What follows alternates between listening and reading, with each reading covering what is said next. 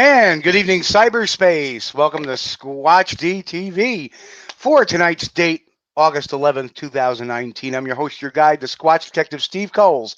Well, bad news. My compadre and co-host, Mr. Chris Bennett, is kind of out of commission. So tonight we have in store for you a special guest co-host. Check this out, what he did today.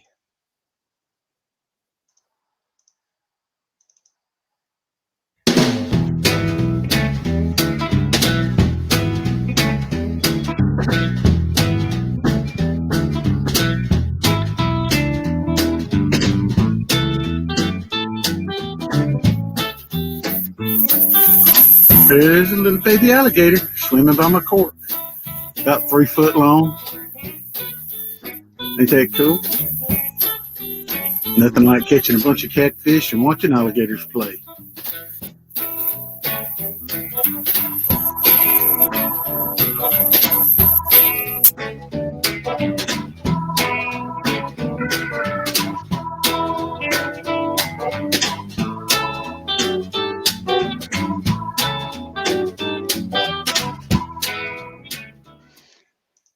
And hello to you, Jeff. Thanks for coming on tonight. Hello, Jeff. Do we have Jeff?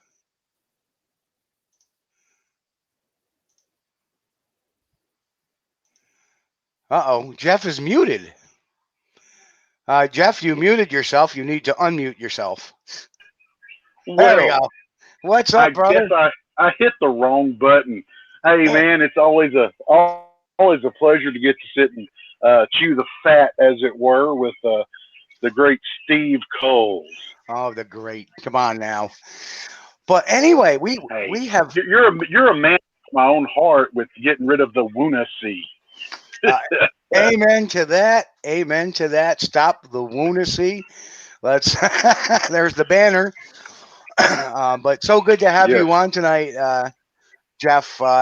So how things in Texas? That was quite the video you sent me earlier today. For folks who don't know, that's how that video came about. I was looking for a co-host. Poor Chris texted me about 12 o'clock this afternoon and says, listen, I can't make the show. I pulled my back out. Wouldn't be able to sit for a 2-hour show. I'm like, okay, no problem. So then Jeff was actually the first person I asked, and he took a while to get back to me. But he did, and then he sent me that video of, this is what I'm out in the lake. And I just said, what an opportunity. And guess what? We just lost Jeff. So it's going to be one of these nights, folks. I'll tell you that. So we lost Jeff. He should be back on real quick. A lot of these, what we're learning about this live stream is that for phones, it's really difficult. There he is.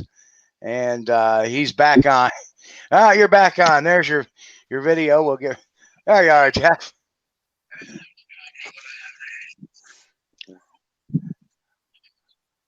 I don't know if he can hear me okay, but there we are. I can hear you, but for some reason I hit the wrong button. You have to forgive me. Oh, that's all right. You're a little choppy right now. Hopefully you'll get on that mic.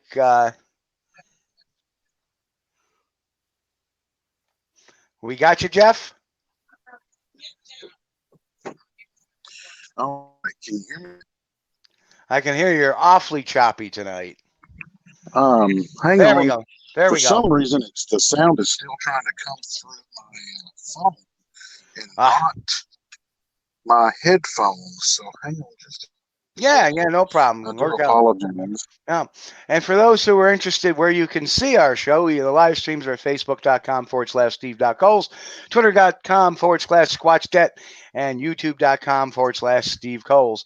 And we always replay at all the live stream sites. You can always catch it on the live stream, facebook.com/Squatch Detective and SquatchDetective.com. We post those videos usually shortly thereafter.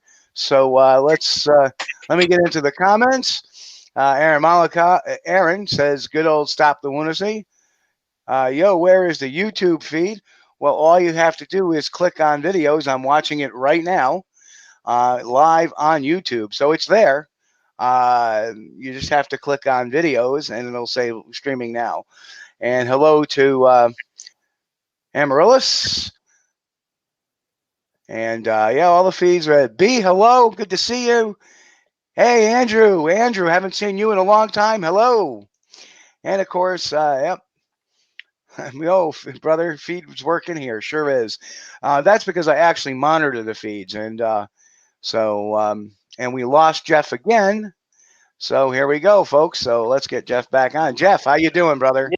Yes, I had to reboot. I'm so sorry. Get these. Oh, that's all right. No, it seems like you're working. Seems like you're working good now. If you get choppy, like I say, you can kill the video. Usually that works. Hello to Thomas. How you doing, buddy? Glad to see you're on board. And as you can see, folks are lining up and coming on in, both from the YouTube feed and from the Facebook feed. So, of course, Twitter, we have to check Twitter live for those. And usually people don't really chit-chat on Twitter all that much, at least not on my stuff. So, but I am watching the feeds and everything. And so we got quite a bunch of stuff going on, Jeff. And I know you can see the screen. So the first item up for bid tonight is a survey taken between Republicans and Democrats. And not that we ever get political here on Squatch Detective Radio, Squatch Detective TV, as it so be it. But it actually said that, and this comes from the insider.com, it says that nearly 1 in 5 survey takers who plan to vote in their state's Republican primary or caucus believe that unclassified organisms such as Bigfoot exist, more than 5 percentage points higher than their Democratic counterparts. The same number held true for those who believe the Illuminati, an alleged elite secret society of people who supposedly control the world and actually alter world events. Democratic voters, on the other hand, clocked in higher for aliens, with 21% believing that aliens have come to Earth, a proportion that mirrors the general population, compared with 17% of Republican voters. Survey takers who self-reported as liberal were also more likely to believe in chemtrails. More than 22% of those polled who believe in chemtrails, the theory that clouds of condensation behind airplanes contain chemical agents meant to control the public, identified as liberal to some degree, while only 17% of the people identified as conservative were chemtrail truthers. And people tend to adopt conspiracy theories that match with their existing worldview. Joseph Usinski, a political scientist at the University of Miami, told the Insider. Conspiracy theories involving Democrats, for instance, are much more popular with Republicans and vice versa. So that's item number 1. That's very interesting. And I just thought that was fun, and all this political divisiveness, I think a little fun to bring that in will Ed, we're not going to post that. I don't want you to get in a fight with Booch. And hello, Sassy. Okay. So, yeah, I'm with them. I'm down. We don't want to start the fight. That's the last thing I want to do. I just thought it was a kind of a fun crypto article in there. So we're going to segue into some things here. Smithsonian.com had this article. Of course, Darren Naish, the guy who I took on my upon my blog a couple of a year or so ago, skeptic. I think he's an anthropologist. I forget exactly what he is. Well, he was talked to by the author of this particular article, and it says, of course, Bigfoot, not the fabled hominid to. Not the first fabled hominid to roam North America. Sasquatch has long populated the mythologies of American Indian tribes in the Pacific Northwest. But those 1958 footprints transformed the myth into media sensation. The tracks were planted near Bluff Creek, Northern California, by a man named Ray Wallace. But his prank was not revealed until his death, until in 2002, when his children said it all had been just a joke. That is so incorrect. It is unbelievable. Number one, his children never knew at all that he had done that. They had just found these castings, these feet in the garage, and that's a big assumption to say that he planted them. Here's the tracks you see that were planted, or that they found in the garage. That's one of his children or nephews or whatever. But compare that to the footprint that Jerry Crew found. Is it the same? I dare say it's not. But you be the judge. Well, the one that crew found looks quite a bit larger. It sure does. And the two cast. Yep. It looks probably 2 inches wider and maybe 4 inches longer. Just guessing from the photograph there, because I mean, looks quite a bit bigger. Sure does. It sure does. So I don't know. I just, but the article just happens to make this great assumption that, that he planted them there. And as the kid said, that it was just a joke. That's not what they said. That is not what they said. Of course, we also know that the Ray Wallace mix also gets mixed up in 12 years ago, ABC mixed up the story with Patterson Film, saying that Roger Patterson on his deathbed claimed it was all a hoax, and that wasn't true either. And they said that Roger Patterson died in 2002. They had confused Ray Wallace with Roger Patterson. Completely wrong. But speaking of which, this article continues on. Whoop. Hang on, we're having an issue here trying to get the right pictures up here. So give me 1 second. There we go. So it goes on to say, by that point, more important evidence had entered the Bigfoot file. In 1967, Roger Patterson and Bob Gimlin filmed a few seconds of a hairy creature walking on 2 legs by the same Bluff Creek, the most famous and contested piece of Bigfoot evidence to this day.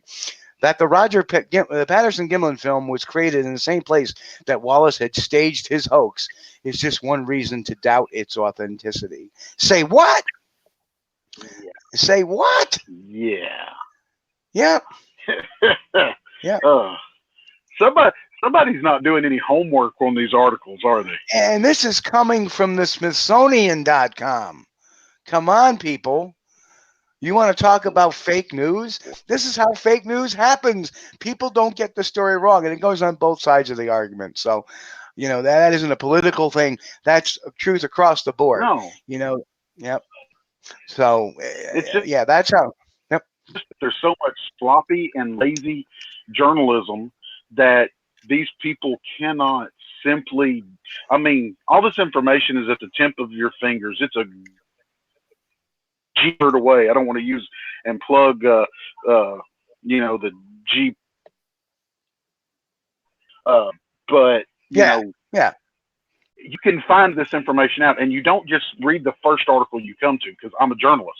If you're researching online, you go to many different sites, many different articles, many different sources, and you get corroborating information from all of these, and then you write your article. You go to the first one and just say, oh, I read this one, so I'm going to write an article. You may be using something that is just so blatantly, maybe even satirical. It may not even be a real news site. Exactly. And you're going to use it for reference. No. Exactly. And there's so many things wrong. There's so many jumps to, and hello, Michael. How are you, sir? Good to see you. Come on in. You finally found it. Mike is watching us via YouTube.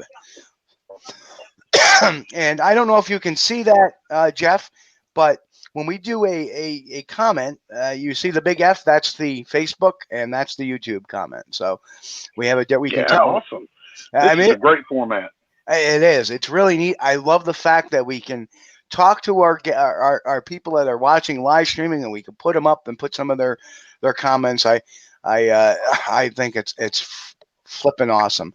So what I'm going to do is, and yes, Jeff, I can see your chat stuff over on the private board. So what we're going to do is we're going to segue into tonight's topic. So let me just get that video up. Tonight's topic. Here we go.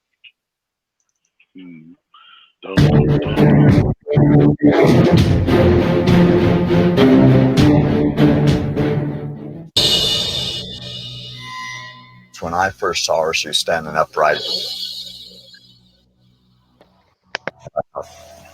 This is unreal. The the way it was moving, the massive muscle.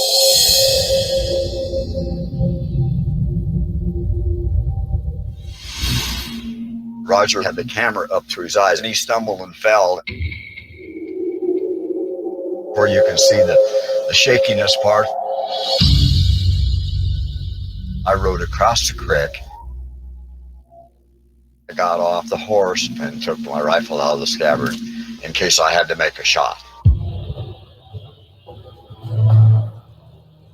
She made that turn to look.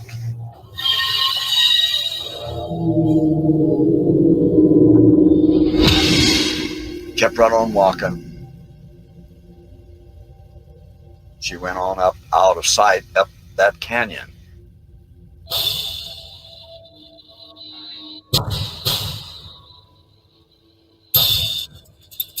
All this time I'm thinking, holy mackerel, these things do exist.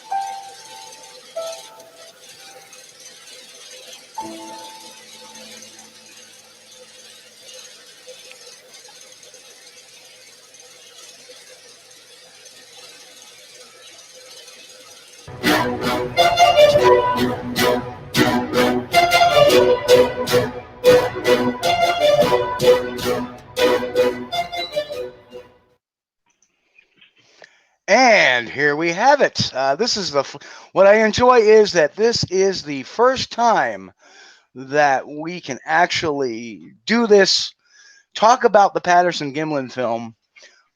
For years we did this on the radio show. So the cool thing is this is the first time with this new format we can actually look at it from the aspect of actually having everybody see this. And it looks like we just lost Jeff again. So up, and back he goes. So we'll get him back on. Hello, Jeff. Hey, for some reason, so I'm back. Yeah. All righty. Well, luckily I live way out in the stick. Well, Bennett, for whatever reason, the Kentucky internet's working a lot better than the Texas internet today. I literally live so far out in the woods that sunshine into me. So I thank the good Lord that I get what little bit of internet I get. Amen to that. Literally, we put a 60-foot pole.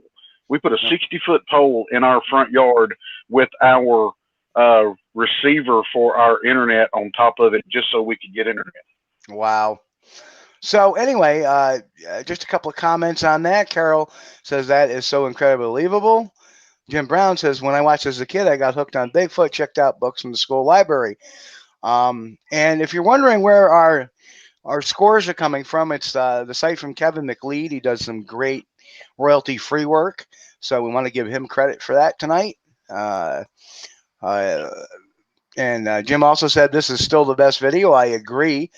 But whether it's real or not, that's up for discussion. And there's just so much to talk about this film. October 20th, 1967, 52, almost 52 years ago. You know, so just some of the pictures we were looking at through the site, and this is courtesy of Bill Munns. This is a panorama of part of the Reel 1. So just amazing stuff that Mr. Munns has done on the Patterson Gimlin film, and we've discussed it over and over again. Of course, we know that that's frame 352 you're thinking of, not frame 852, 352.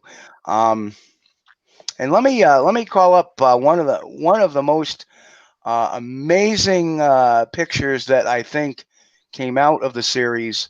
To me, everybody likes frame 352. I like frame 61, which is this one right here. This one was enhanced by MK Davis. We'll be talking about MK in a little bit. The detail in the foot itself is amazing. We're going to blow that up a little bit for our audience there. You know, the detail in the foot's just amazing. So if this was a costume, it's a damn good one. What say you, Jeff? Oh, a lot of people don't know this. I have an extensive background in special effects. I do special effects for independent film. Just got finished doing Man vs. Legend, where I actually had to make a costume and things like that. And I'm going to tell you something. 1967, they did not have the latex. They did not have all of the things that we have today to make a costume. I cannot build that costume right there today, 2019, at my disposal. I'm not that good, and I've been doing this for years. You can't tell me that two threw together with some old bear fur and whatever they could find in their garage, some burlap sacks or whatever, and they threw together what cannot even be duplicated today. I've spoken with many special effects artists. I've spoken with some of the top special effects artists in the business, and they all agree that that costume right there, that Bigfoot, could not be a costume because the technology didn't exist in '67. If you look at the films that were coming out, Planet of the Apes, different things like that, then the technology that was there. And if these two rodeo cowboys could have went to Hollywood and made $1 million making costumes, if they could have made that. Yeah, exactly. One of the frames I'd love to, a lot of people don't know, is that Roger did make some casts afterwards. This looks like this may be footage of a demo casting or Bluff Creek casting. Not really sure which it is yet. But we do know that Roger did score a couple of casts out of that, and there's the infamous Patty tracks. And, you know, if we take a look at frame 61 and we go over to Roger's picture there. That looks about right. Yes, it does. Looks about right. Certainly not this. So that's the good news. So yeah, just amazing stuff. Now, one of my mantras is that a story is only as good, or a video is only as good as the story behind it. And the story has remained consistent for 52 years. Again, everybody's asking about the muscle. Well, we're not done with video by anything.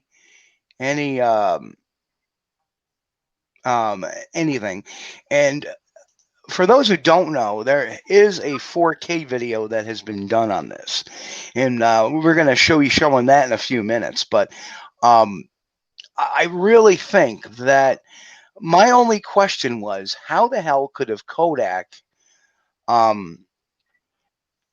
developed the film so fast, especially on a weekend? Because they ended up going to somebody, I think Al Atlee's home on a Sunday to look at the film. How could they have developed that film canister so quickly? Well, as it turned out, that question was asked of Bob Gimlin in 2013 at the Chautauqua Lake Bigfoot Expo, where I actually got to meet Bob, and he is a salt of the earth type of guy. Would not think that even Joe Nickel from the Skeptical Inquirer said, after meeting him, I have a hard time calling this film fake because he's such a genuine guy. But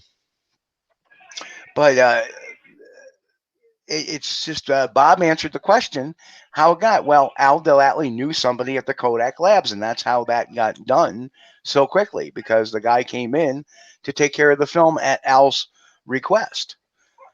So there you have it. That actually answered the one question I had. That was my only real doubt about the storyline. Of course, over the years, we had people like Bob Hieronymus, Philip Morris, who passed away, the late Philip Morris, who claimed he was the guy who had the costume. Greg Long's book, I forget the name of it, had tried to insinuate that Philip Morris made the costume. Bob Hieronymus wore it. But Bob Hieronymus and Philip Morris actually described two separate costumes. So that kind of put the whole kibosh on that thing. Bob Hieronymus also said he never showed the suit to anybody but his mother. And then 6 months later, he turned around and said, hey, I showed it to everybody in the bar.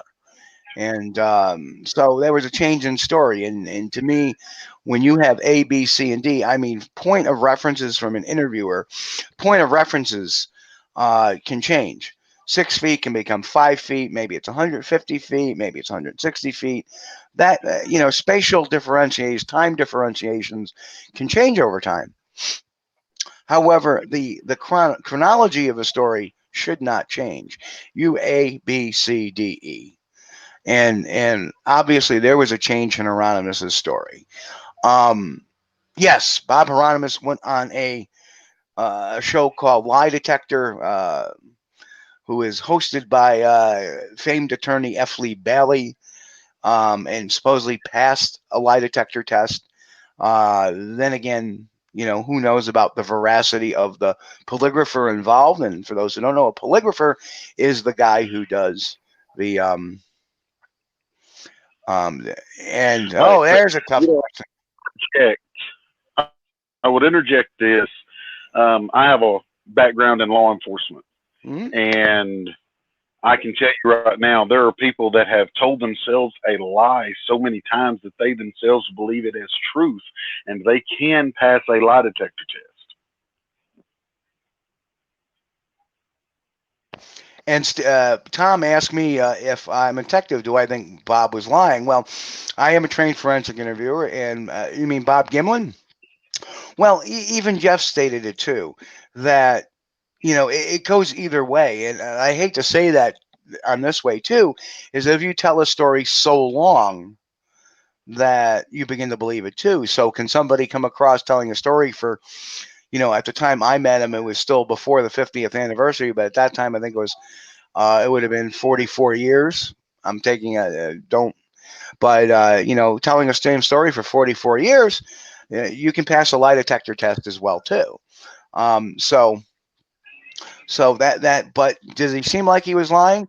I didn't look at it so much from the story as to what kind of person he was personally. And he was a very humble person, very, very good guy. Then again, I've heard that about Ivan Marks as well, and we know Ivan Marks' reputation. So here's a question. How much do your opinions on Bigfoot depending on the film being real? It's a question I like to ask people. My belief in Sasquatch, Amy, and eventually came to my own sightings. When I first got into this, I was skeptical of it. I figured I bet you that I have all these stories as a kid. I bet you when I really start looking at it, it's all going to be a bunch of hooey. Well, after I talked to police officers and scientists and firefighters that all had seen these things, I started to rethink that. And I was using, my forensic training interviews. And it really started to turn when I talked to this one gentleman who is a Vietnam era Marine, was a truck driver, and lived in his house for 15 years in a remote area of Rensselaer County. And he had heard and seen something and experienced something. And as he's talking to me, his hair is standing up on his arm. He's got jugular vein distension. So to me, that's really what convinced me. I don't put my belief in anything on one particular piece of evidence, and so that's what I think of that. That if this turns out to be a fake, which you never know, it may, because there's always that possibility. I would say, wow, that was a damn good job. You kept it going for that long. That'd be one of the longest. The only thing close to that would probably be the surgeon's photo in Loch Ness. That famous where the head sticking out of the water turned out it was a miniature. That went on for some 70 some odd years. But do I think? But Steve, one of I know we got a delay here.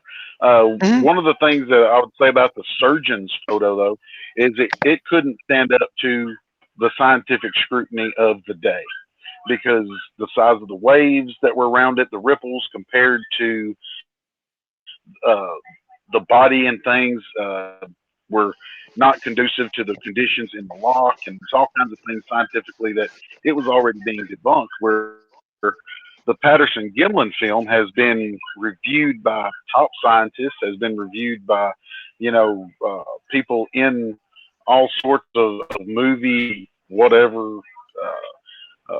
being able to dissect this footage, and they can't prove that there's anything anomalous, anything wrong with it. I know a certain person, I'm not going to name, that I've had dealings with, kind of detrimental dealings with, everything that's claimed there's gun muzzle flashes in the video and they killed the Bigfoot and all of this kind of stuff.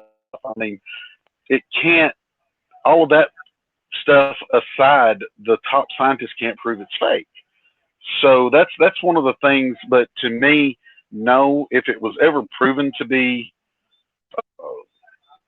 have been hoaxed, it wouldn't change my opinion on Sasquatch, Bigfoot, whatever you want to call it, because of I've been less than 5 feet away from one of these creatures.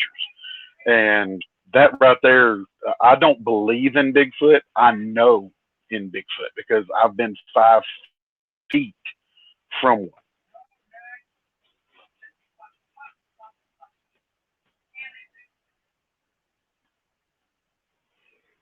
Uh-oh. I can't hear you now. Steve, I can't hear you. Oh, there I am. That's my fault. That's my fault. I was muted. Because I have a mute button on my earpiece, a lot easier to toggle. And Thomas K writes, the closest they had back in 1967 was Planet 8 by John Chambers. Absolutely correct. So, right, and it looked like a monkey because it was supposed to look like a monkey, but even the movement of the costume, you know, they couldn't look natural. Right. Which is why they wore clothes. So let's talk about this. Let's talk about this. You had mentioned a particular researcher, and that researcher would be M.K. Davis. M.K. had done a lot of groundbreaking work very early on with the Patterson-Gimlin film. He had stabilized and cleared it up a lot to some extent. And, you know, he came out with this massacre theory that over this pool of blood that allegedly was there. I claimed there was a bloody paw print. There was this. It was cut out. Well, let me show. I got a video of that, some of that, and I have a pretty good debunking of it by actually a surprising by the YouTube user Thinker Thunker, and he actually made a very good point, which I you know, I don't agree with all of Thinker Thunker's stuff, but I think he was spot on with this little evaluation. So I have a little snippet of that. Let's take a look. Here we go.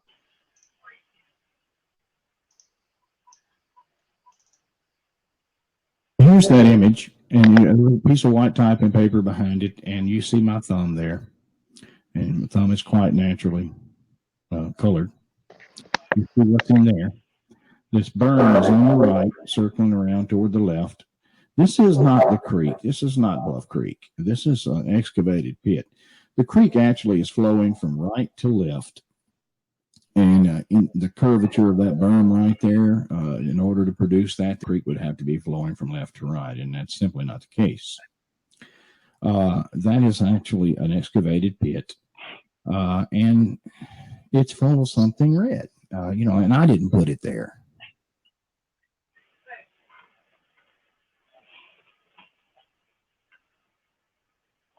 And it's being said that this pool over here is being stained this color by blood. And that if you look out here in this white sand, you'll find a bloody paw print in the sand. And so all I want to do here is just look at this from an artistic standpoint. For example,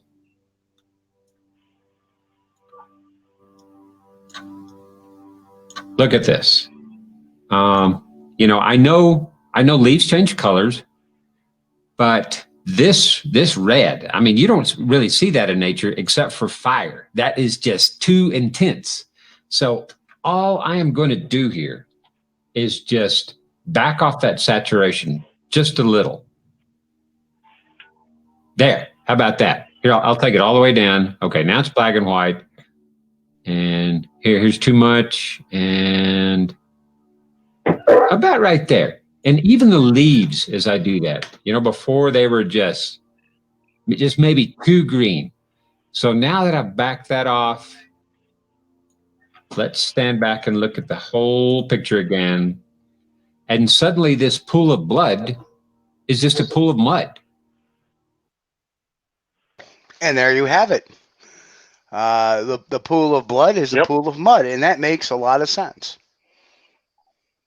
And, you know, I'm, among other things I do, somewhat of a firearms expert, dealt with them professionally and personally for over 40 years. And whenever MK was showing a film and he said that he had sent it to Polaroid or whoever and Kodak, whatever it is, and that they had shown some white streaks in the film as muzzle flash. Muzzle flare is what he called it. And it was keyhole shaped. And I interjected, commented, trying to talk to him, and told him it cannot be muzzle flash. Muzzle flash is round and the muzzle of a gun. It is not keyhole shaped. There's no firearm on earth that creates shaped muzzle flash.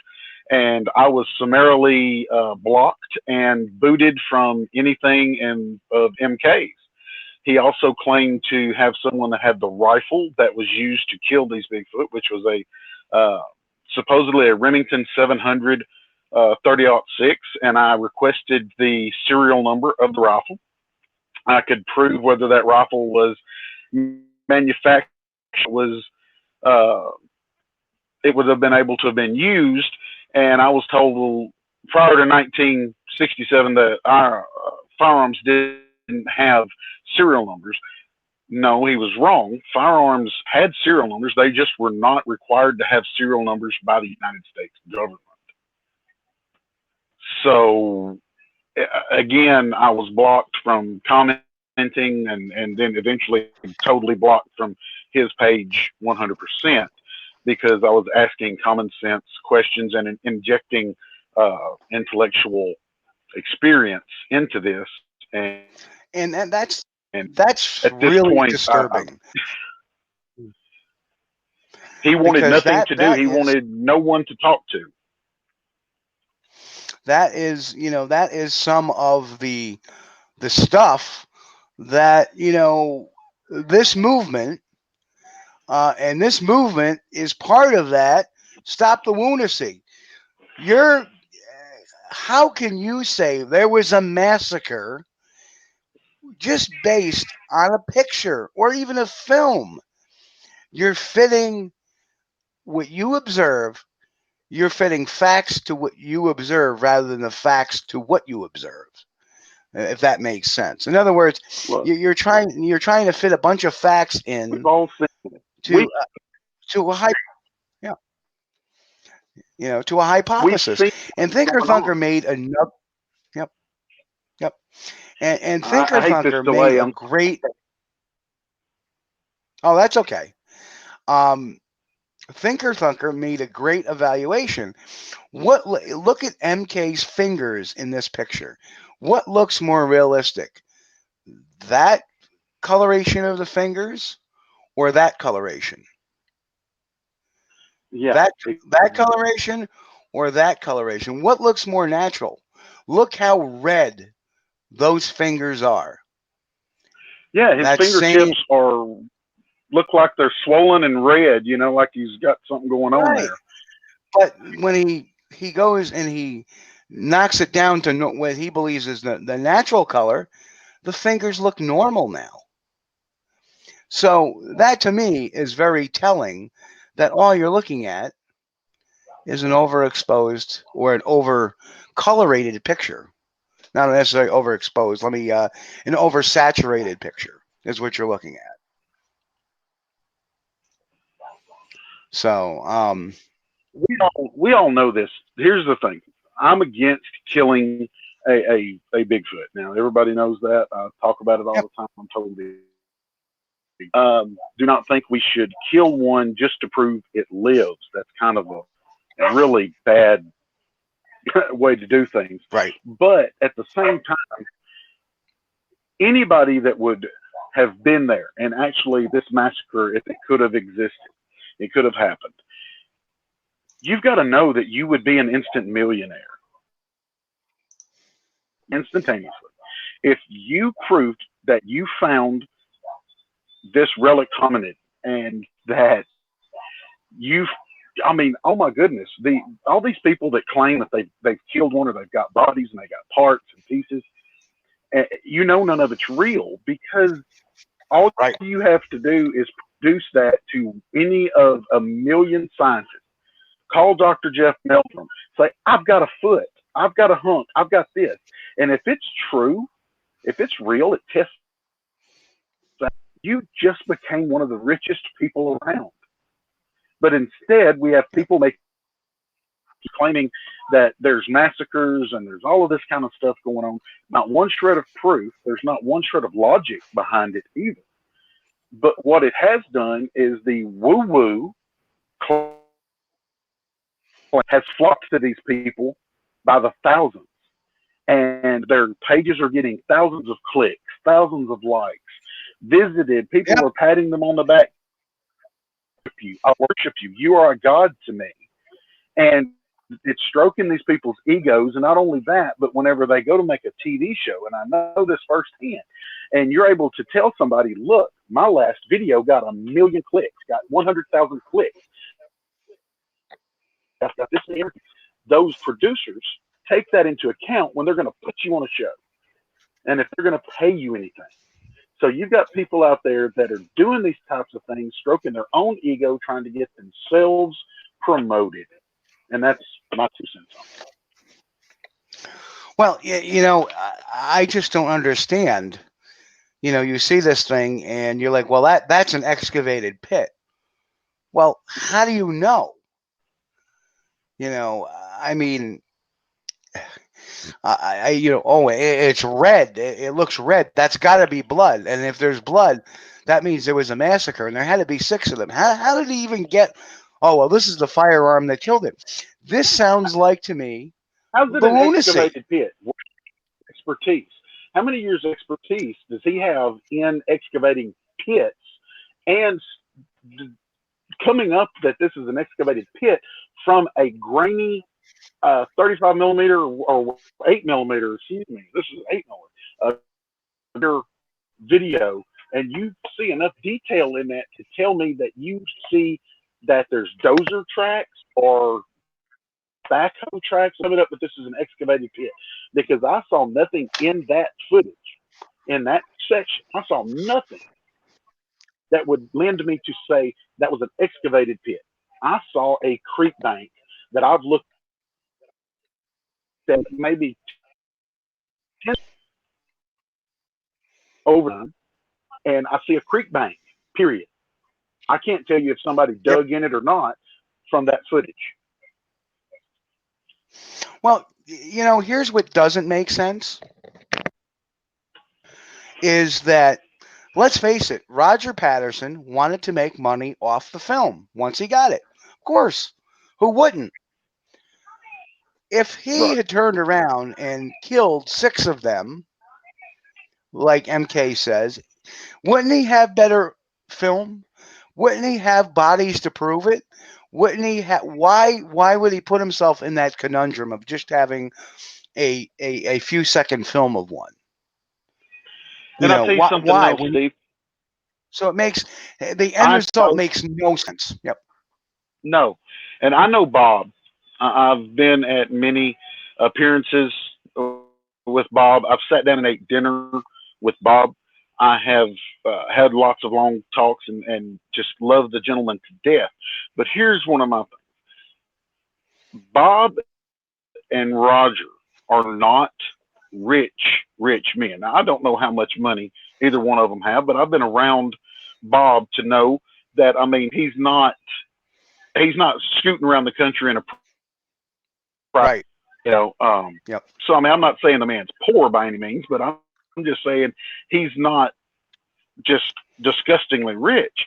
And so if you have a piece of video that people are claiming that you hoaxed and that are making fun of you, ridiculing you, blah, blah, blah, all of this, do you not think if you had any evidence that they go back to that kill site and excavate it? I mean, we have forensic archaeologists who could go dissect it and find bones or whatever. Make the attack. Next thing you know, you are a millionaire. So, and how if these gentlemen hoaxed this, one, if they were involved with someone, either one of them, or if they were involved with someone that could build a costume of that magnitude at that point in time, they could have wrote their own ticket in Hollywood. Two, if they did actually massacre these things out there when they got the proven their story as there's beyond a shadow of a doubt, this is not a hoax. So it's just ludicrous. It's preposterous to me when people start showing old grainy videos and claiming that they see things in there that nobody else does. I do not know MK's educational background. I have never heard of his accolades in forensic photography or anything anywhere other than him doing YouTube videos. So if he was such a tenured, educated forensic photography analyst, I would love to see, you know, the college degrees, the acknowledgement by the federal government or whoever. I mean, I worked in the past in law enforcement with different specialists in fields of photography and things like that, and these guys came with like degrees from MIT. You know, not somebody working in their basement. Right. Well, let's face it. He did some really great work on the film. He went to the film. He went to one of what he believes is the film site. But this whole theory about it being excavated and all this stuff, like I say, what is the end game? If you had those bodies and you're trying to make money with the film, why wouldn't you have brought part of the bodies with you to prove that the film is real? Makes no sense. You know, okay, he has a hypothesis, but there's no end game. You know, the end game would be, okay, well, here's the arm, here's a head of one, here's the DNA, or well, at the time they didn't have DNA, but here's some blood of one, here's something of one, here's the proof that this is real. There was none of that. They just tried to say, hey, look at our film, look at our film, look at our film. We, you know, and try to make, Roger wanted to make money off of that. And Roger went to his deathbed claiming the film was real.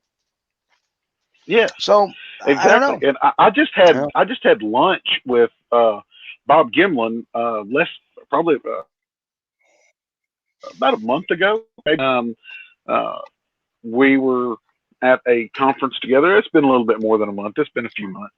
But, you know, we sat and just had some conversation about this. And I'm going to tell you, I used to tell if people were lying to me for a living.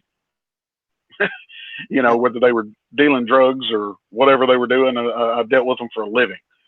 And I just got fist fight somebody that told me that this elderly gentleman was lying, because that's how genuine he was, and none of the telltale signs. Now, again, I do not know that this film is 100% real. I do not know. I was not there, and I am no expert in analyzing film, but I know what I see, and I know what I have seen as a living creature standing 5 feet in front of me. One sighting was at 20 feet, another sighting was at 5 feet. And I know how they moved. I know everything. And I'm looking at this, and I'm coming from a movie standpoint. I build costumes and just got through making a film where we had 2 different costumes, 4 different actors. Even I played one of the Bigfoot creatures in a costume myself. You cannot move that way. The costume does not move that way. Even if I use adhesives and stick things to your skin, it does not move that way. In what, 50 some odd years now of Hollywood since then, I have not seen very many that were not CG costumes that looked that good even today in some movies. Now, there are some very high-end movies where, you know, they may spend $500,000 on a costume that have some really good-looking costumes in them, you know. But we're talking about 2 old rodeo cowboys that were trying to make a Bigfoot documentary on their last dimes, you know. Well, let me, here's, a lot of people don't know, Bob actually spoke about this on a video. I have that, and let's hear from Bob directly about what he thinks about the whole massacre stuff. He's with his road manager, Russell Accord. Here's the video. Yep, Russell's a good friend of mine. Yep. Let's get that video right up here for the folks.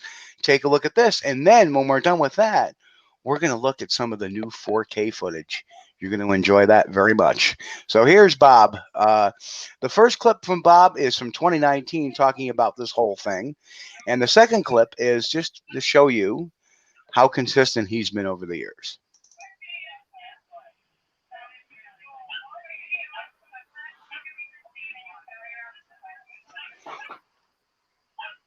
All right, let's do a quick Q&A here, because I'm going to put you on the spot here, Bob, and I'm not trying to sharpshoot you, but I want you to just be candid with these people. Yes. I've seen MK Davis go online and put on a few things that he says that there were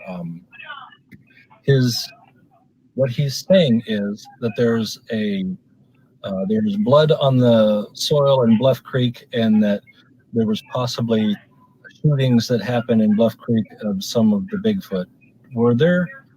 Did you shoot anything in Bluff Creek? Never fired a shot. Never even raised the rifle up to my shoulder. And MK Davis is so far off on his speculation of shooting the Bigfoot. There was never even 6 Bigfoot down there. There was one that we know of, and that was Patty, that we filmed. And if there was any others up in the trees, up on the mountainside in the woods, we never did see them. And so MK Davis is so far out of line by saying that that I shot 6 of them and used a backhoe. You couldn't get a backhoe down in that part of the country anyway. To start with, so far out of realm of having a backhoe down there. The marks on the creek banks where the water receded down as from the spring to the fall, left ridges on the banks of the creek, and that's what he's calling backhoe marks.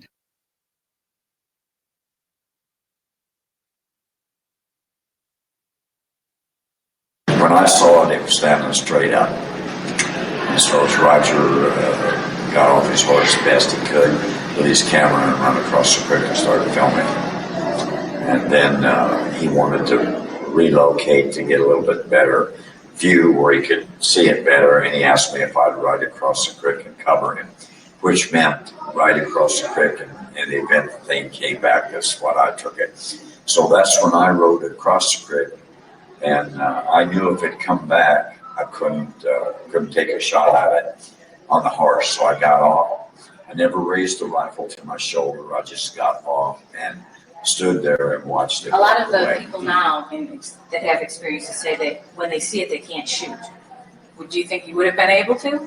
Well, I don't really know, because I didn't know really what was. I knew what I could see him, because I didn't really know. You know, I could see it was a huge upright thing walking upright like a man with tremendous muscles.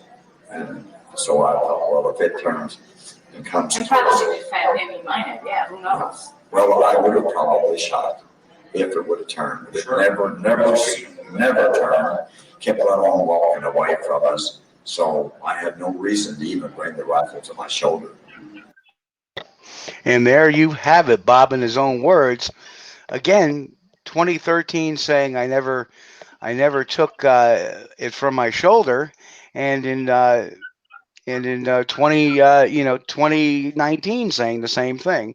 So there's almost a 6-year difference between there, and his story has remained consistent as to the weapon question. So and that was 2013. That theory was out there for a bit, but I've heard Bob say that himself too, that he took the rifle from the scabbard just in case he had to cover Roger, but he never really brought it up to his shoulder or aimed at the creature. So I mean, what can you say? I mean, and Bob's reaction looks very normal to a person who's irritated with a crazy story.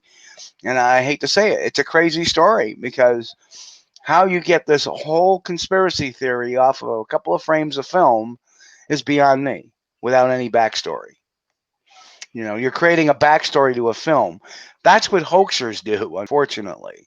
Create the backstory to a film. Here's the Bigfoot walking across the yard. Right, feeding the woo. And that is a huge takeaway there. you know, and now I hate to say this, but MK is trying to. He has one video out there, and I'll do another piece on this in future weeks of the fence, the Bigfoot going over the fence, and I'm sure you've seen that too, Jeff. And Yeah. well, what a lot of folks don't know is I've been to that fence too. And the person who did that video was a person by the name of Mike Sells, who's unfortunately passed away for quite some time now. But to me, that's Mike Sells in a ghillie suit. Same height. Mike was a tall guy.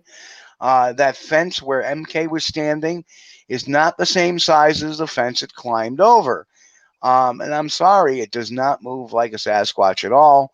And you can actually see, you know, boots as it climbs over the fence. And how Yes, he's not you seeing can see boots. and how he's not seeing this, to me, it's just he's accepted the woo. He's accepted the cult status. That's what he wants to do now. I'm gonna make my, you know, he's in it for the clicks now, unfortunately, and I hate to cut it this way, cut it that way. And MK Davis was our first guest on Squatch Detective Radio back on September 24th, 2006. Yes, that's how long we've been doing this show. And he was our first guest, and Henry May was on the show as well. And you know, MK has kind of distanced himself over the whole Patterson stuff too. So unreal. But not to beat a dead horse, let's get into some of the new stuff. Now, there is a guy out there, oops, that did a that has converted some of this PG film into 4K. And some of this stuff is amazing. So I'm going to play that for the group and let everybody think what they want of that one. And we're going to get that film right up as soon as I can get the, there we go. So here you go.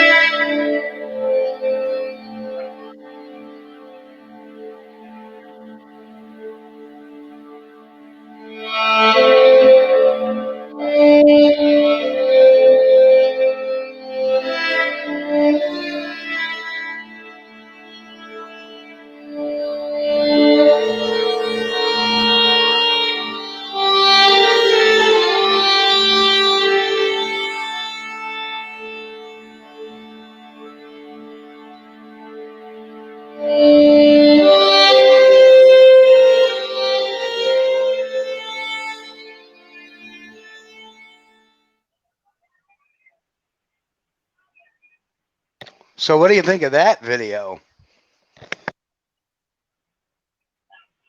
You know, watching that video, coming back from a special effects standpoint, that head turn right there. That's one of the biggest problems we have in making lower budget movies, horror movies, monster flicks, is when you turn that head like that.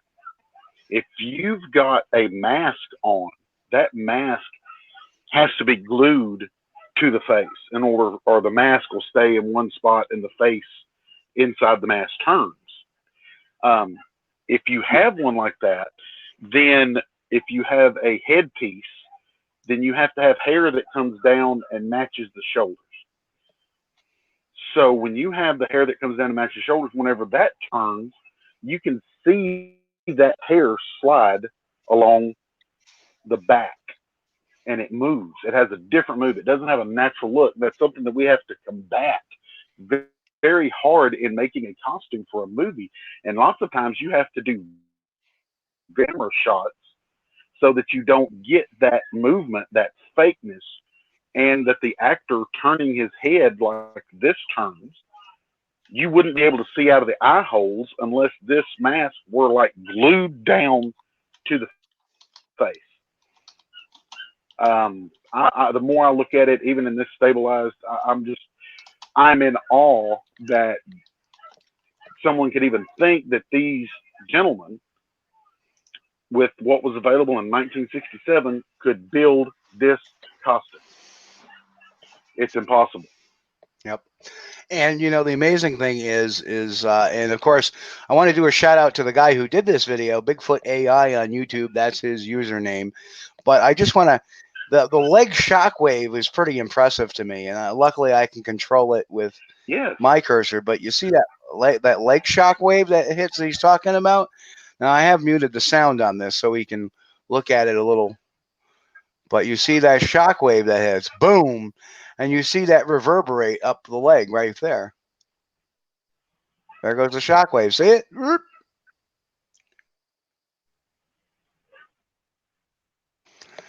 I guess the problem, and to build a costume of this magnitude, you're talking about an actor who would have to go and stand for hours upon tens of almost 200 hours or whatever, and this would have to be fitted, and it would have to be of a material that would stretch tight over a muscular suit.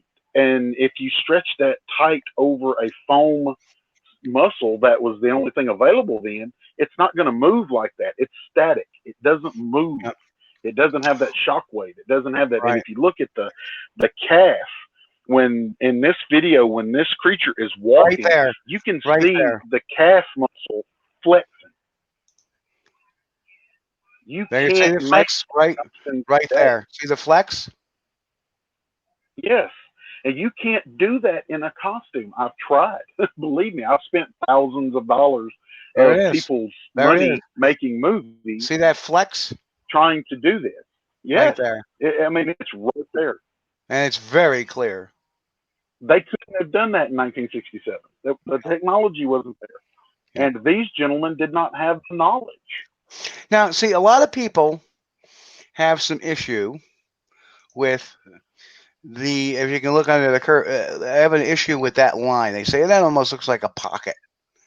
But that would be a huge pocket to boot. But, you know, as I go back, it's not really visible right there. It just looks like a striation.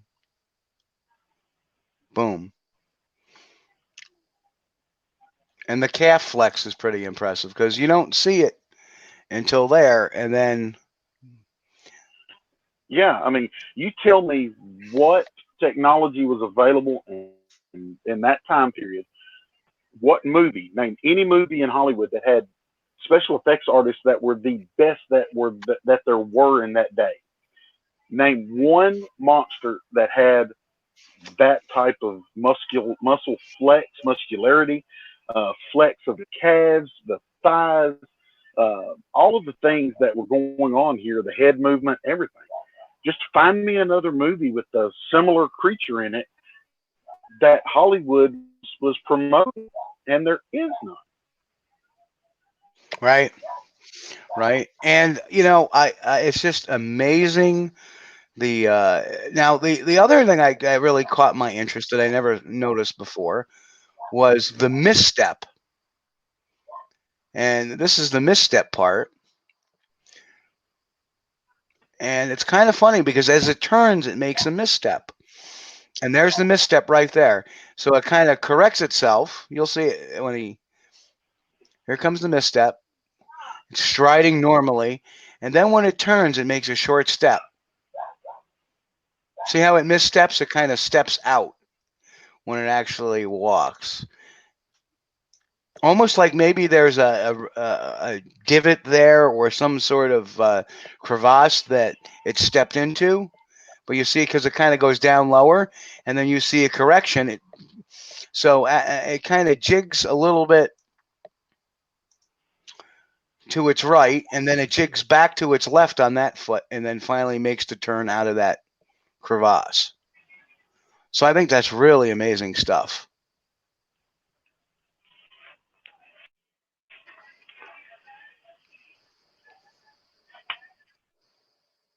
Boom, boom, boom, boom, boom. So let's, you know what I'm going to do is I'm going to put this in a loop for our folks just so they can enjoy it. And there's the remastered version. We can keep that in a loop. And so there we go. So, I mean, your thoughts on the 4K video? I mean, to me, that has shown a lot of what we haven't seen in so many years. I mean, we had a lot of speculation that what we were, you know, of different movements of the body, but the 4K really brings out the muscularity in this thing. And I, you know, is there anything you can kind of discern from this, Jeff? Look at the ankles. That's something we've never discussed. Nobody's ever talked about in this whole Patterson-Gimlin film. Whenever you go back in this 4K, look at the ankles. Look at the shape. Look at the deep.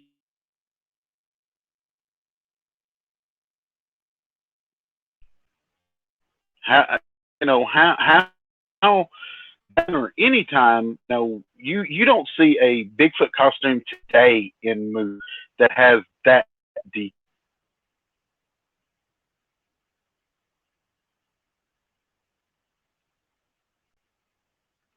I mean, I'm blown away by that, by the feet, by the ankles. Oh, can't hear you. Is it my problem or yours? Oh, that's my problem. You know, the one thing we also see, we haven't noticed, is of course we know about it having breasts, and that in of itself is kind of an amazing fact as well. And that's true. That is my my one issue with that, and that's people are saying it's like the buttocks are too still. So I don't know. You know, what do you say to that? Is there? That's the only issue I have with the video is the butt of itself. It's the butt. I mean, I don't know how to. It just seems like that's a fanny pack put on there. Truthfully, Jeff, you still with me? Hello, Jeff. I'm looking at that, and that doesn't the rear end of the thing doesn't bother me that bad. As I'm looking at it there, because even if you put a costume on someone and you put padding in that costume, I've dealt with this a lot, and they walk, it moves. It doesn't stay static. It moves. So looking at this and it not having the range of motion that we are used to as or whatever, I will go back to human anatomy. Wow, this may get me in trouble. But I know some young ladies who are very well kids gifted program. in the posterior. Remember, it's and kids program. Trying to be as tactful as possible. And these, I will say that not all of their posteriors move exactly the same. I'll just I hope that's as delicately as I can put it. You know, even human beings, our rear ends do not move the same.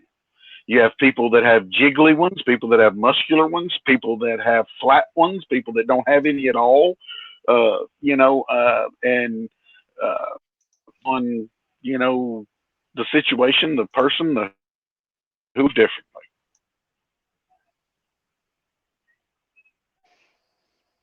So we got some comments. John Bush, who said, if you look behind the knee when she steps, you can see the ridges produced by the tendons.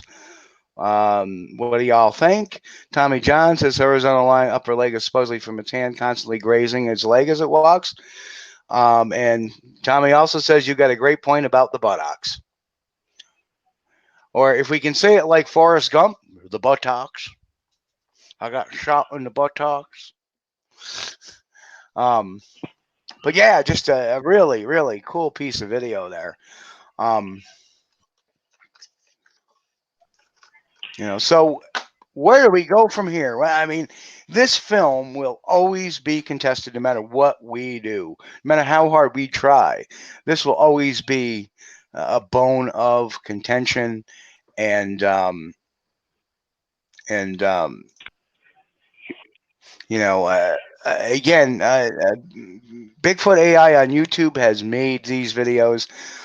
Made a very good breakdown. What I showed you is actually just about a few minutes of a 27-minute video that this gentleman had done, and he went in step by step how he processed the film to come out with this clarity. So it's very fascinating to watch. I strongly suggest everybody check that person out on YouTube. Check out Bigfoot AI on YouTube, and he doesn't even though we're giving him a shout out tonight. So that's the kind of cool thing is we kind of come up with some of these things, and we put them up for people to see and to educate people and so they can enjoy them. And you know, this is something I have wanted to do on this show for so long, but we didn't have the technology to show the video, but now we do. So and some of the stuff that's coming, it actually blows me away. Now I have more questions than I have had before I had seen this video. So I don't know. What are your thoughts? How can we prove this film is legit? I mean, Jeff, is there anything else we can do to this film to make somebody believe? No. Look, if somebody's going to believe, they're going to believe. If somebody's just so skeptical that, you know, this is a guy in a costume, it's always going to be a guy in a costume. It's just, you know, the way it is. Because I'm going to tell you what, if you told me right now, stop the frame right there, that someone got a shot of a mountain gorilla without seeing the bottom half of it, I would be like, man, they got a shot of a mountain gorilla. Wow. You know, because it looks so real, like, you know, known primate. You give it the long legs and the arms that reach way down past what human arms would reach. I mean, those arms go almost to its knees when it's standing erect. I mean, come on. And they don't look like prosthetics. And once again, when we go into prosthetics, if people want to look at this, go and study special effects makeup for a while. Go on YouTube, wherever you want to go, and start looking at people that build costumes and things. I just got through doing a movie where we spent around $4,000 on making a costume. And I could not, with $4,000 at our disposal, could not make that costume. So what did, and with all of the modern technology and products, so you tell me what they had. I'm open to anybody. Anybody come to me and we'll sit down and talk, or online, whatever, and tell me where the technology and the products came from that were not in existence then to build something like that.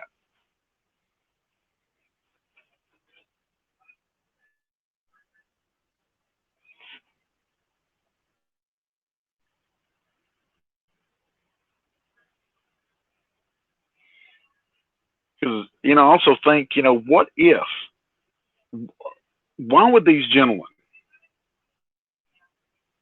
have not at some point come out and said, guess what? We hoaxed it. Now we are making the costume, or we're backing this new movie by whatever, Universal, Sony, whoever. And it's a new Bigfoot film. We're making the costume for it. We're backing it. The movie would have been as big as Star Wars. It would have been as big as whatever, but instead, Creature from Black Lake or something like that, it just,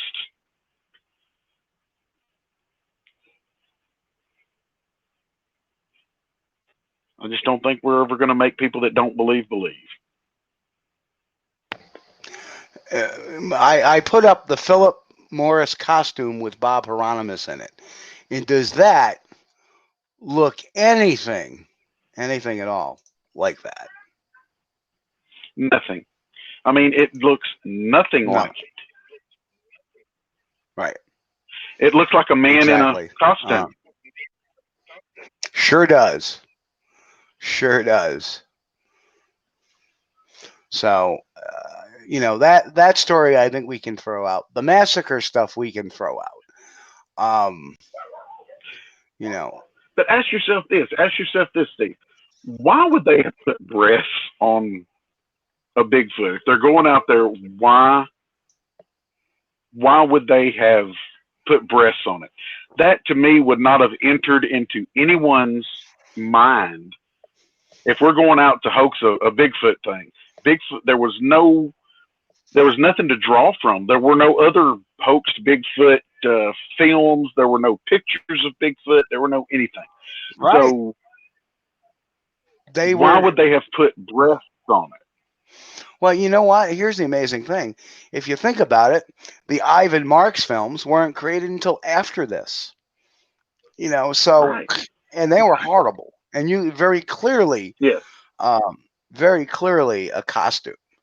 So how can you compare that with this? I'm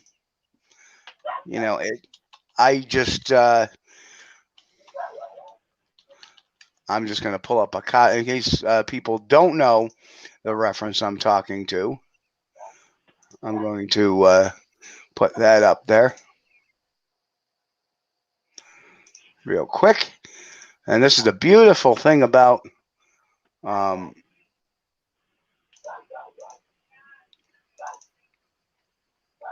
where is it? I mean, how can this abomination? Look, I love those werewolf ears. I know. On that one. I know. I mean, there's a costume. Vulcan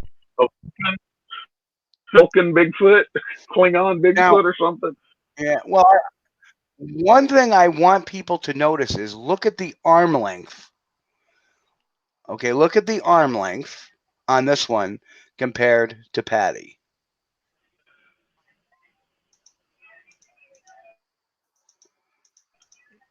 Right? So look at the arm length. If we go back just to there, see the arm length to Patty? Grazes right across the top of the neck. Right. And that is just past the waist. Right. The other thing I want people to notice is, what's the one thing you see in this picture? You see shoulders and a kind of a neck. Right? It kind of goes up straight. It doesn't. But if you look at Patty, look at the angle. It goes up from the shoulder unlike this one, which goes up from like the mid shoulder.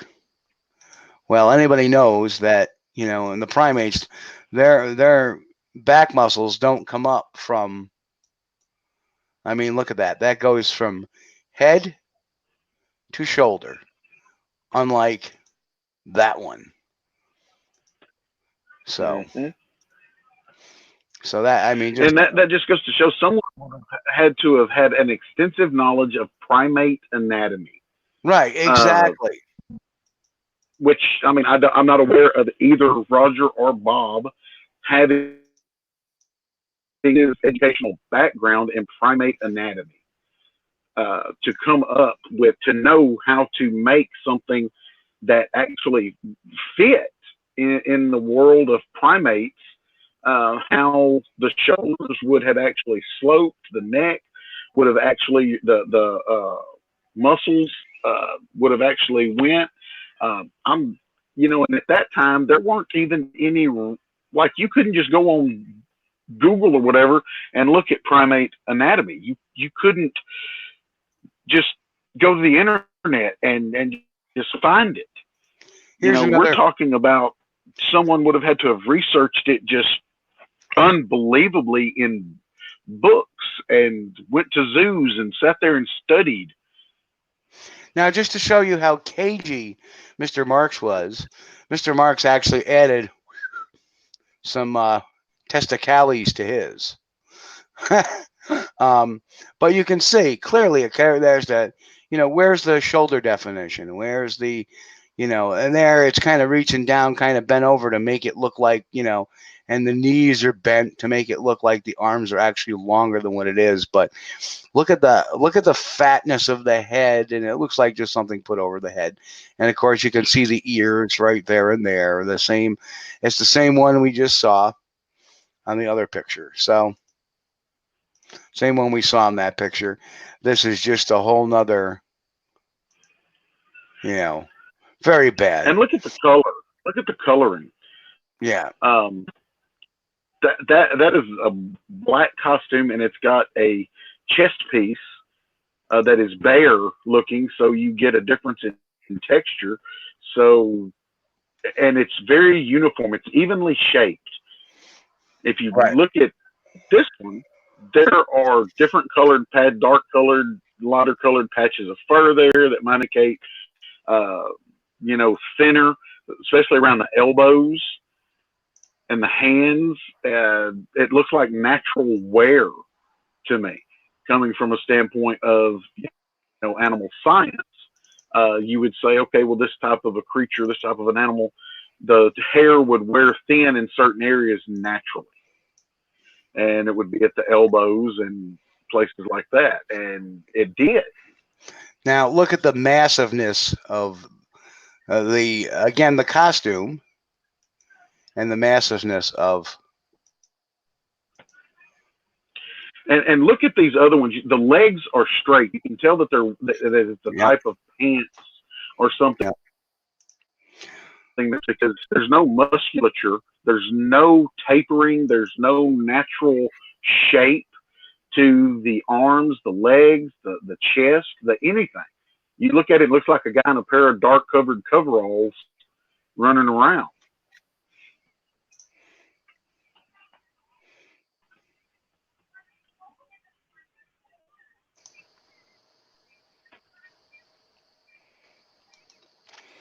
And again, another costume.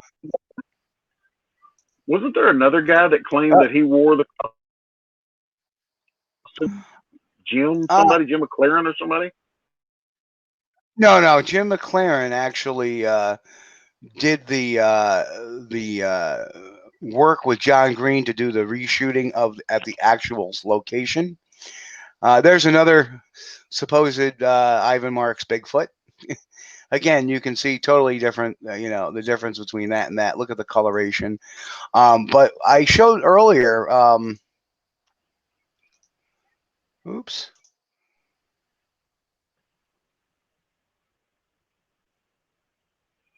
There's Jim McLaren right there. There's Jim McLaren doing the walk at the actual site of the, and they actually did a film kind of mimicking what the Sasquatch did. So.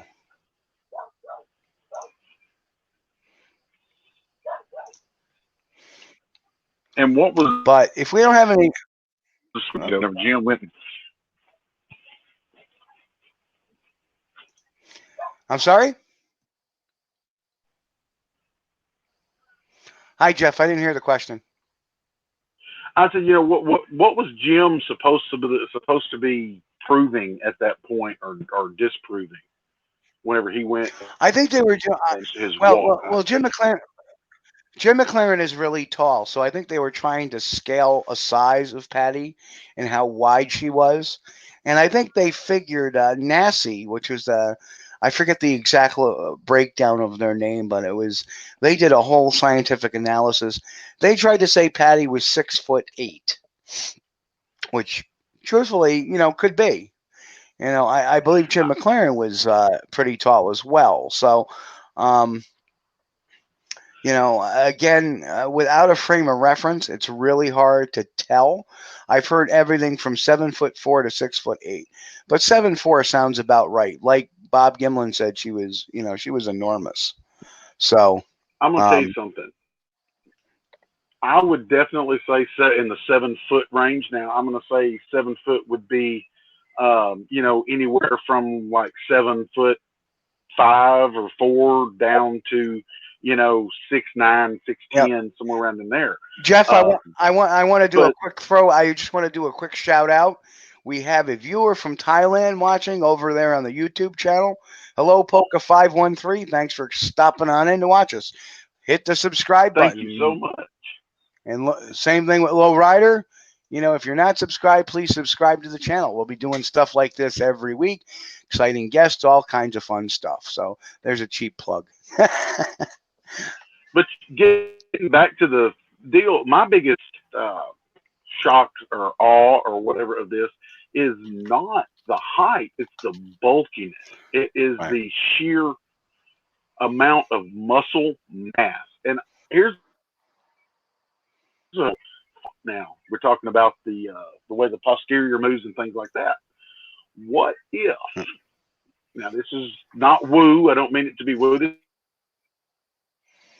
these creatures have somewhat of a layer of gristle like a feral hog does that runs down their back, which may be one reason why they are able to be shot and shot at and things like that and not kill them or find any trace of being shot. I've hunted hogs my whole life, and a large boar hog or a large hog will have a gristle, a layer of really tough gristle and hide that runs down to their back and down their side. What if, you know, a creature like this may have something similar? Now, no scientific proof in that. That's just kind of a make you think.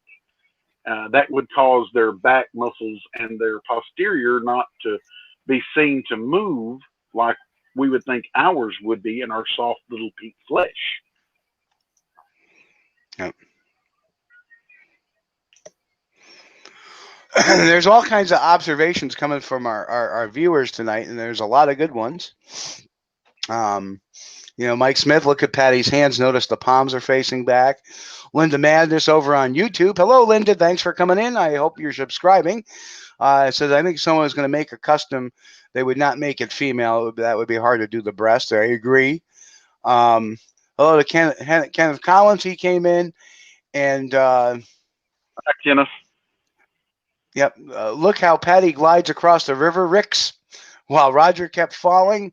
Well, we know what you meant, Thomas. You meant rocks. And it's true. It just kept on going. And, you know, Roger was stumbling and bumbling trying to get to the... and have you ever seen an actor in a costume with 20 fake feet on try to walk across flat ground, much less walk across that? They couldn't do it. They'd be falling on their face. Yep. Yeah, and you can even see that's the little misstep that, you know, it's obviously taking the terrain. I mean, you can see it up and down and like right in there when it does the little misstep, you can actually see it. It goes down a bit and then eventually kind of rises back up. See how it rises back? The head, you know, so the head, if you're kind of following in a straight line, you see the head is not, and right there it'll start to come down. Boom. Still down, and then up here it comes back up. So it's kind of interesting how they, you know, you see it traversing the terrain. So I don't know how, you know.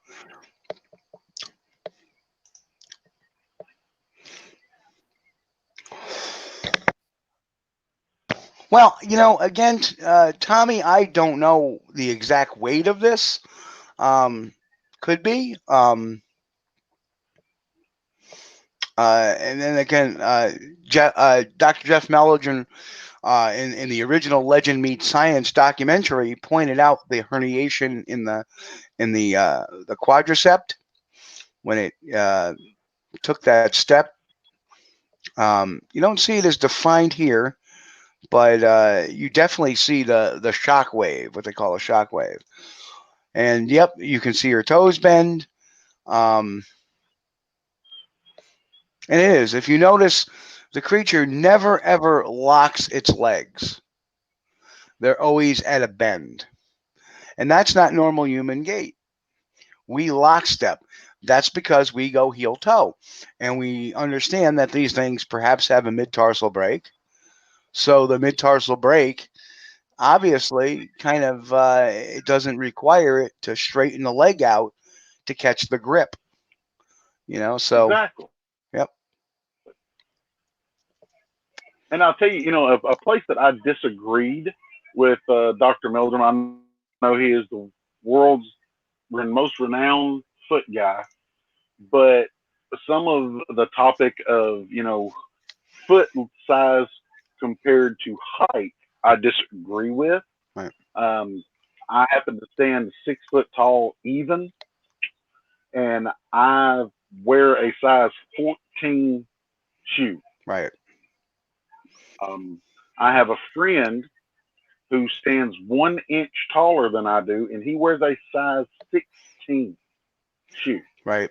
Yeah. I also have a friend who is 5'11" and he shoe. So I know shoe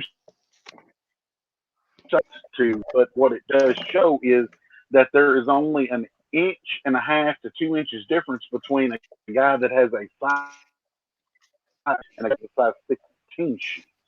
And it's like, correct. You know, yep. You really can't say that somebody that has a big foot is, you know, 7, 8, 9 feet tall. Right. Exactly. And you know, the way I look at it is that they don't call them Bigfoot because their feet are long. Look at the width of them. That's why they're a big foot, because of the width. You got 4.5, 5 inches. Well, I mean, I took a juvenile track that was 4 inches wide. You know, at the heel. That's tremendous. Exactly. Same thing with, you know, yep. The same thing with, you know, the Ford Ancast. That sucker is about 4 3/4 inch wide. Huge width. The biggest thing I've noticed on a lot of the casts I take around here in East Texas, I do not get those, you know, 20-inch long casts. What I get, some that are in the 14 to 16-inch long range, but they will almost be half as wide as they are long. You know, I'll have casts that are, you know, 6+ inches wide compared to a 14 to 16-inch track. And that's just unbelievable as far as, you know, if it was a barefoot human or something out there, because, you know, even me with a size 14 foot, my foot is probably, I don't know, 4 inches wide or something. You know, it's not, It's not nearly as wide as a big. Yep. Well, I'm just looking. I'm trying to find a good cast that has been misidentified by somebody, and because there are some really wacky casts I've looked at, and there's been some really. I've been sent so many three-toed tracks.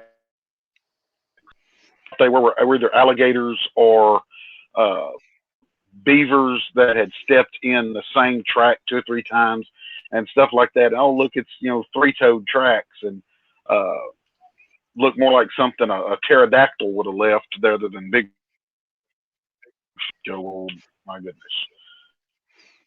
Yeah. I remember this one guy showing his Bigfoot cast off, and every single one had an arch. Every single one.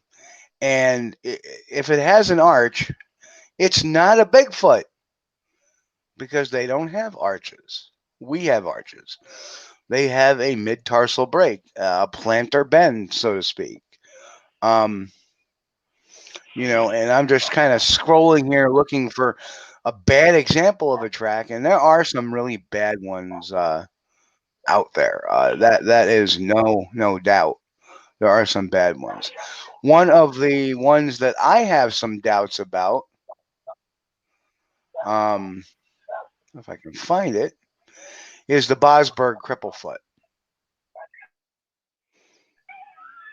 And I'm trying to find it, and the picture just went to something else. But the Bosberg Cripplefoot, I have an issue with. And the reason why is that, you know, Renee DeHinden was out with Ivan Marks, and Ivan Marks got out of the car and found it within seconds. So I have some dubious distinction of that. And I don't know if you ever knew that, but that was in... got out of the car and found it in seconds. That really... yeah, reminds me of another set of casts that was found by a famous Bigfooter that in a TV show that I happened to have been on, and that person did not find those casts. A production assistant called their attention to the footprints in the mud after, you know, people had been walking around and everything in this spot where it was being filmed, and then they set it up and made it look like this person. I can't mention names. I signed a agreement, non-disclosure. But they didn't find it. A production assistant did, and that threw so much shade on it for me that you know, you're going to claim you found it, but whenever you find out that somebody else found it and then they set it up as if you found it, to me that throws shade on the whole thing. Yep. And there is the picture of the prints found, the Bosberg Cripplefoot and its other pairing with it. And I got to say, the one on the right looks okay. Well, I mean, the one on the left is okay if it's Cripplefoot. But you see, here's the issue herein. So Ivan Marks finds these tracks pretty quick, shows to Hinden, and then later Ivan Marks's crappy film. Guess what? The Bigfoot walks with a limp, like it has a cripple foot. Walks with a limp. Yes, walks with a limp. So to me, it just sounds like he was setting up his film. Like, we got the tracks of it years ago, and you know, I know Dr. Krantz loved the cripple foot. I'm not a big fan of it. I'm not necessarily a big fan of the cripple foot, because of the fact that Ivan Marks found it, and then later on, he portrays a Bigfoot that supposedly is walking with a limp, and it looks pathetic. So you look at it. What does, as an investigator, what does that look like to me? looks like that was a setup to come out a few years later with this Bigfoot, or however the time difference was, that, you know, if I'm going to make a Bigfoot, I'm going to make it with a cripple foot, because we have these tracks that, you know, are so accepted. And, you know, I don't know. It's pretty suave. And of course, Marks was an outdoors guy, lived off the land pretty much, lived in a cabin, and you know, what can I say? I mean, he knew animals, that's for sure. He was a hunting guide for years, and you know, he was a big game hunter: cougar, mountain cat, bear, whatever, elk. But the fact is that he, you know, he came up with the cripple foot, and, you know, years later came out with the bogus video, tried to sell it to Peter Byrne for 25 grand. And, you know, it just, to me, it just reeks. So, Yeah. you know.